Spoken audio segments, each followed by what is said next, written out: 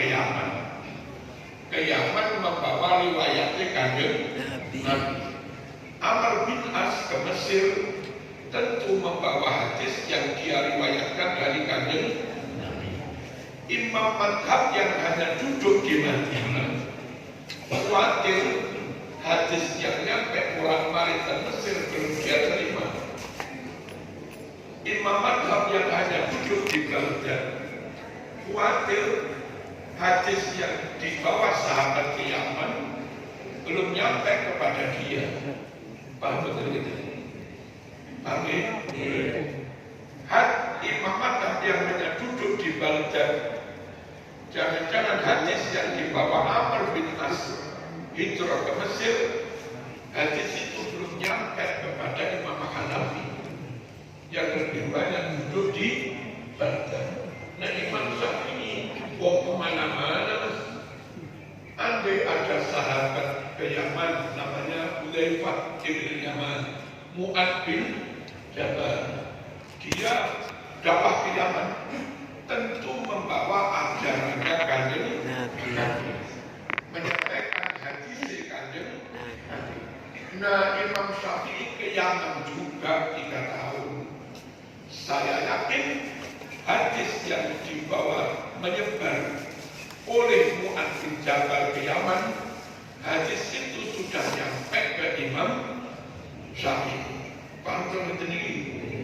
Hadis yang dibawa oleh Ahlul Bait ke Kufah, ke Karbala, hadis itu juga sudah nyampe ke Imam Syafi'i.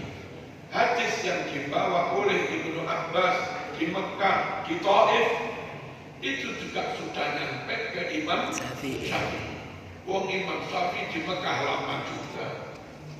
Dan begitu seterusnya.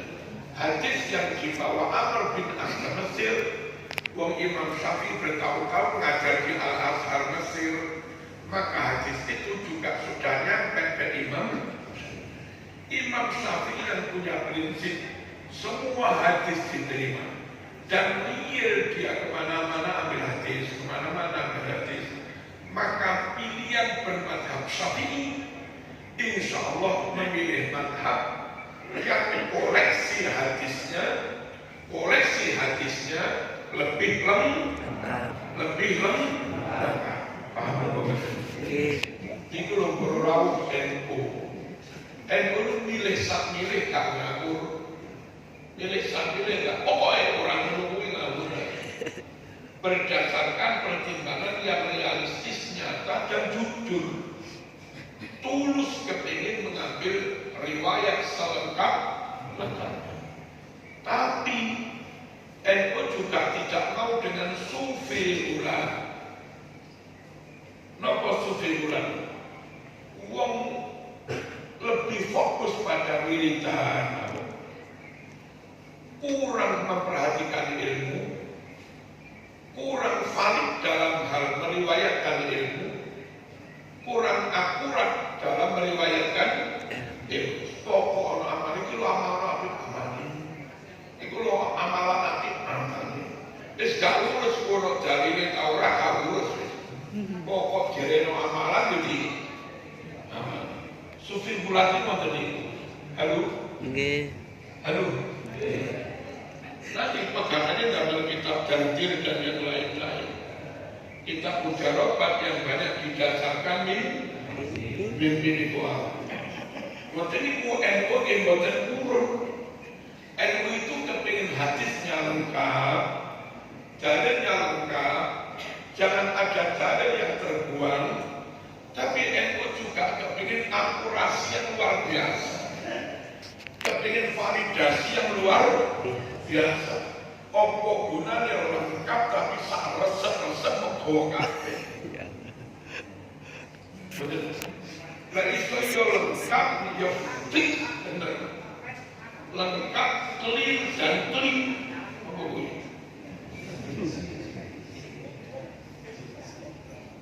Lengkap selesai verifikasi validasi darah wa takdir dalam bahasa ilmu hadis. Sehingga yang dimaui NU Ahlussunnah Jamaah yo sahih, yo lengkap, yo sahih. Lengkap tapi enggak sahih, enggak dibenarkan. Pengen sahih tapi enggak lengkap juga enggak dibenarkan. Kalau enggak lengkap berarti membuang hadis, nabrak ayat Allah. Ampun lama-lama. Atau menurut saya lengkap tapi enggak sahih pun diambil, berdasar mimpi pun diambil, itu nabrak ayat juga. Ayat mana yang ditabrak? In ja'akum fasiqun binaba'in fatabayyanu. Kalau Anda dapat informasi berita, termasuk berita hadis, hadis, kata Quran nggak boleh langsung terima atau tolak. Kata bayan harus dilakukan klarifikasi, harus dilakukan pelacakan, harus dilakukan penelitian, harus dilakukan verifikasi, validasi untuk meneliti hadis itu benar-benar ada apa tidak, matanya, kontennya, isinya bertentangan dengan Quran apa tidak, riwayatnya, sanadnya bersambung apa tidak, masing-masing perawi orang siqah apa bukan, orang yang bisa dipercaya atau tidak. Kalau riwayatnya bersambung urut sampai Nabi, masing-masing perawinya orang siqah semua, orang yang benar-benar bisa dipercaya, orang yang benar-benar bisa dipercaya, barulah hadis itu selesai verifikasi, lolos verifikasi, disebutlah namanya hadis sahih. Hadis sahih. Allahumma shalli ala sayyidina. Nah, NU menteriku satu sisi harus valid, akurat, sahih, satu sisi harus lengkap. Dengan kata lain, NU kepingin benar-benar satu sisi komprehensif, lengkap, juga valid. Ya valid, ya komprehensif, ya valid. Mengabaikan prinsip akurasi, mengabaikan prinsip validitas, mengabaikan prinsip kesahihan, nabrak perintah fatabayyanu. Quran merintah melakukan penelitian, pelacakan, kau nggak melakukan itu, akhirnya terjebak tiba hadis ini sangat salah. Tapi terlalu ketat dalam verifikasi, coro jaring iwak bolongannya terlalu cilik. Akhirnya kata iwak kecantol cilik barang, kecantol nggak ada yang lolos verifikasi, banyak yang terbuka, itu juga nggak benar. Nah, NU ngenteniku yo sahih, yo lengkap, yo sahih. Nun sewu, Quran perintah kita bersama orang-orang jujur pegang hadis sahih, itu punya prinsip pegang riwayat hanya dari orang-orang yang sarambut pun nggak pernah ngapusi. Sebab kalau perawi pernah ketahuan ngapusi, bisa dengan hadisnya maudhu, hadisnya dicap sebagai hadis palsu.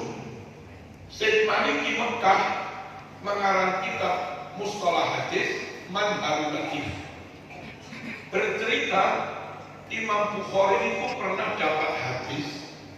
Coba ini, fulan Imam Bukhari ngelakuin perintah Quran, dicek fulan ini kelakuannya masuk apa enggak, ngapusi apa enggak, tukang maksiat apa enggak. Kalau ternyata tukang maksiat, ngapusi, tukang gendaan, gak masuk ya. Apa gak masuk? Gak lulus. Riwayat ini. Datanglah Imam Bukhari survei ke alamat orang itu. Di tutup aurat oke. Ternyata ketahuan ngapusi, berbohong. Ya dia apa ngapusi? Dia panggil kuda, diiming-iming pakai rumput. Tentu kudanya moro masuk diiming-iming rumput. Barang kudanya moro, rumputnya tidak sido diwehi, dibuat. Mereka ditekel tambangi. Wah, dari Imam Bukhari tak bener bengi ngapusi. Ngapusi jalan itu hadisnya ditolak oleh Imam Bukhari. Dicap sebagai riwayat yang palsu. Kenapa? Quran perintah ya ayyuhalladzina amanu taqullaha wa kunu ma'as shadiqin. Hei wong sing padha iman, sira kabeh bertakwa kepada Allah, lan kowe kabeh harus senantiasa bersama orang-orang yang jujur saja. Menerima hadis dhaif berarti kamu menerima orang yang tidak jujur. Lalu menerima hadis palsu berarti kamu bersama orang yang tidak jujur. Nabrak Quran kan. Wa kunu ma'as shadiqin. Wa kunu lan padha dadi sira kabeh. Dadi iku ma'as shadiqin. Bareng sartane wong-wong kang padha jujur. Paham apa betul? Praktek konkret dalam berislam bareng orang jujur itu satu komitmen. Riwayat kalau nggak sahih nggak diterima.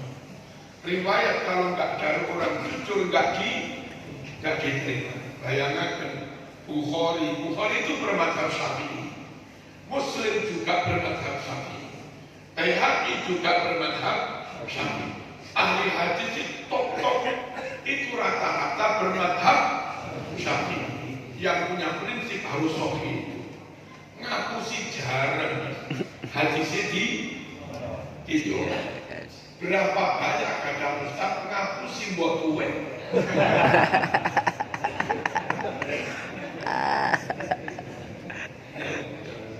Orang-orang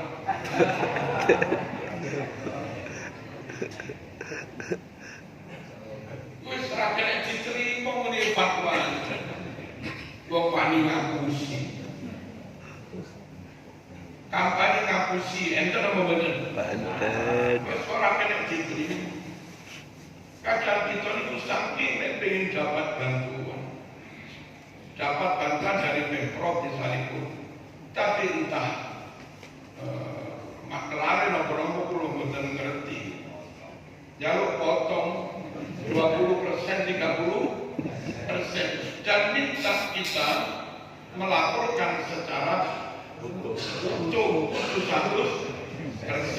Ngapusin apa? Dan itu riwayatnya palsu.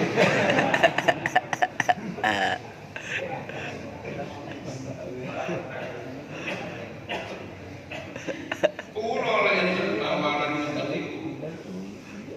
Ibunya nopo kulo kurun, tapi sampai yang pasti kulo mboten turun. Memang turun seket yo kudu seket tenan. Perkara dari uang sang kami sendiri ingin menilai pangkeringan satu tahun kita itu sakar. Tapi aku jaluk bantuan itu mudun 100%. Kalau ada potongan resmi pajak, memang resmi.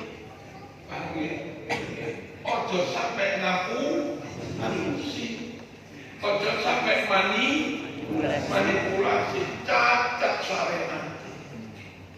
Riwayat wis gak soket. Allahumma shalli ala sayyidina. Apalagi berkali-kali ketahuan memasukkan makam.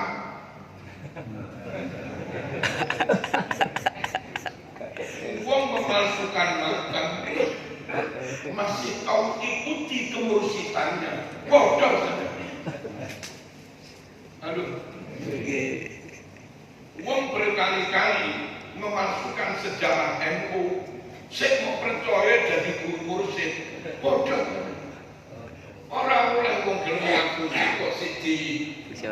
kok siji percaya karo dhewe. Paham nopo betul? Harus benar, harus jujur, nggak boleh dari pembohong untuk menjamin acara ini selalu 100% benar. Allahumma shalli ala sayyidina. Terus hadis ini boleh benar-benar sahih. Itu mau diteliti secara ilmiah kayak apapun, tetap sesuai dengan hasil penelitian ilmiah yang empirik. Putra kula ning Sofi, dokter, niku sak kontrole neliti banyu rongkola. Berdasar hadis Abu Dawud, Sahih, Ibnu Majah, Nabi ini dawuh, banyu kalau volumenya ada 2 kula lebih, ketetesan najis titik tetap suci wong bening. Tapi rek sak timbo sak ember-ember ka ono 2 olah ketetesan kuyup titik, najan tetap bening dadine najis. Ya napa putra kula sakon? Air yang enggak ada 2 kula kena tetesan najis dibawa ke lab sak bathok mawon iki, diberi cairan kimia supaya semua unsurnya berbeda. Diketahui ternyata rawuh kalau air itu kan H2O, ya itu ada unsur yang non H2O, berarti unsur kencing tadi, unsur kencingnya belum hilang. Karena ada unsur kencing di situ, maka Nabi menyebutnya najis. Kata anak saya, yang 2 kula lebih sak jeding ketetesan kencing ini, lalu diambil sak hidup, dibawa ke lab, diberi cairan kimia supaya unsurnya berbeda untuk mengatur unsur zatnya apa saja. 100% unsurnya H2O, nggak ada unsur benda selain H2O. Apa artinya? Artinya unsur kencingnya hilang. Dan memang menurut rumus kimia atau apa kalau betul ngerti, air dalam volume sekian 2 kula itu mampu mengistilah istilah fikih, mampu menghilangkan, melenyapkan unsur lain yang hanya sedikit. Nah, karena setelah di lab laboratorium unsur kencingnya hilang, maka Nabi jauh tadi lab 2 kula lebih, karena unsur kencingnya hilang, nggak ada unsur kencingnya, maka hukumnya dihukumi suci wong 100% dari air. Ngono kuwi para rawuh perlu riwayat harus sahih. Sewaktu-waktu diteliti oleh orang barat, maka tetap terbukti kebenarannya secara ilmiah. Dan Islam benar-benar diterima oleh siapa? Kan doif diterima, palsu diterima. Al-Batin dan Syifaul min kulli da'in, teror itu obat dari segala penyakit. Padahal hadis palsu. Badan dicek ke laboratorium ternyata tidak. Akhirnya orang lain bilang, ajaran Islam nggak benar, kan itu jadi. Paham ya jadi begini? Mohon kita NU hanya menerima yang sahih, menerima riwayat yang sahih, dan manut kepada kiai yang selama ini konsisten berucap kebenaran, menyampaikan kebenaran. Nyun sewu, analisanya akurat banget. Si kiai itu di samping menguasai berbagai kitab, dia sendiri juga cerdas banget.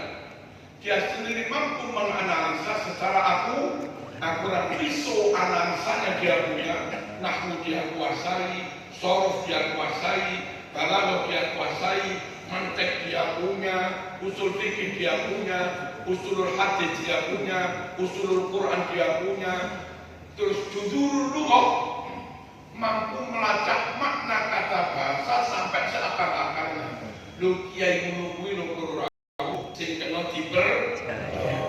Lamun kiai ngono kuwi rapi loro telu dan enggak pernah ngaku simbok tuwek.